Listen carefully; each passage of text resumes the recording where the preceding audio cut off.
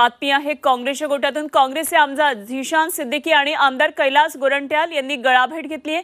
झिशान सिद्दीकी यांनी मतदान केल्यानंतर गोरंट्याल यांना मिठी मारली। कालच गोरंट्याल यांनी झिशान सिद्दीकींचे नाव न घेता आरोप केलेला होता आणि काही आमदारांची मतं फुटू शकतात असा दावा कैलास गोरंट्याल यांनी केलेला होता।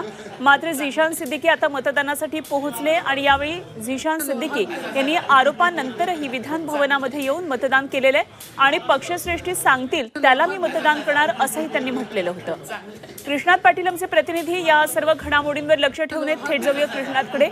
कृष्णात, ही गळाभेट पाहायला मिळाली झिशान सिद्दीकी आणि कैलास गोरंट्याल यांची आणि काल गोरंट्याल यांनीच आरोप केलेले होते, मतं फुटू शकतात असं त्यांनी म्हटलेलं होतं।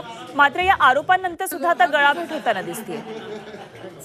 अनुपमा सिद्दीकी यांचे वडील बाबा सिद्दीकी यांनी राष्ट्रवादी काँग्रेसच्या पवार गटामध्ये केलेला आहे आणि त्यानंतर झिशान सिद्दीकी आणि काँग्रेस याच्यामधलं जे संबंध होते ते बिघडले होते, कारण झिशान सिद्दीकी यांच्याकडून वारंवार काँग्रेसच्या विरोधात वक्तव्य केली जात होती आणि त्यामुळे झिशान सिद्दीकी काँग्रेसच्या उमेदवाराला मतदान करणार की नाही अशा प्रकारे शंका व्यक्त केली जात होती। परंतु आज त्यांनी थेट काँग्रेस पक्ष कार्यालयात आले, त्यानंतर